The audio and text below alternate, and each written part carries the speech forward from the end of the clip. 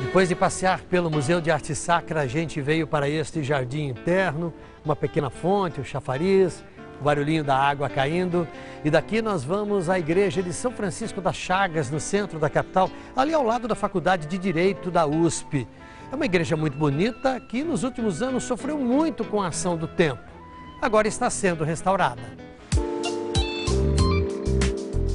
Passa pelo Largo São Francisco, na capital, e vê essa fachada deteriorada, cheia de marcas do tempo, pode não imaginar como a igreja da Ordem Terceira da Penitência de São Francisco das Chagas é importante para a história de São Paulo. Eu venho nessa igreja há 30 anos e cada vez me surpreendo mais. É que aqui dentro há tesouros inestimáveis, como a primeira imagem de São Francisco das Chagas, vista em São Paulo. Mais antigas ainda são essas esculturas de um papa e um bispo, feitas de barro e lâminas de ouro. Elas são dois dos primeiros bustos relicários do país. O professor Percival assumiu a tarefa de catalogar essas e outras centenas de relíquias. A igreja em si, ela é o reflexo da sociedade colonial e imperial, porque todos naquele período tinham que pertencer a alguma ordem, e essa ordem, que a gente chama de Ordem Terceira, dava um status, porque eram elas que animavam a vida cultural e social da cidade. Essa Ordem Terceira era formada por padres e frequentadores da igreja.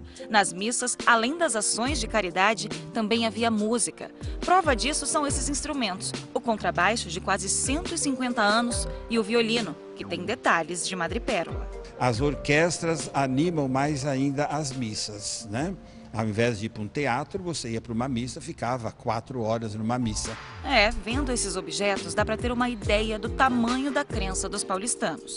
Essas duas imagens foram feitas em 1780 e já percorreram as ruas aqui do centro da cidade várias vezes em procissões até o início do século passado. Ele é São Francisco das Chagas e ela é Nossa Senhora das Dores. Os dois foram feitos de madeira e os cabelos da santa são de verdade. Eles foram doados por uma mulher que buscava alguma graça.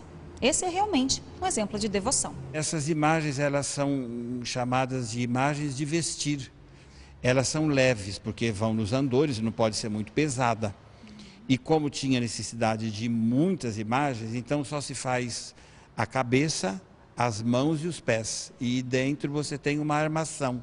E aí você veste. Para tudo isso ser preservado, a igreja passa agora por uma restauração. Projetada pelo Frei Galvão e de pé desde 1736, ela foi interditada há 5 anos por segurança.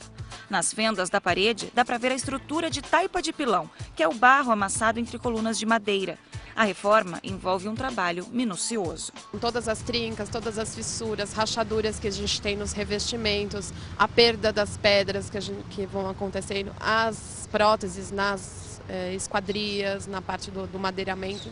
A gente começa recuperando tudo isso. Após a gente consolidar toda essa parte que está degradada, a gente começa com a parte de embelezamento, que vem o revestimento de fato e o acabamento final. Todo esse esforço para recuperar um dos poucos exemplares que restaram da arte barroca aqui na capital. Dentro de São Paulo, ela é um elemento com uma particularidade pelo seu período de construção, pelo todos esses ornamentos internos que ela possui, com a talha, o douramento, enfim.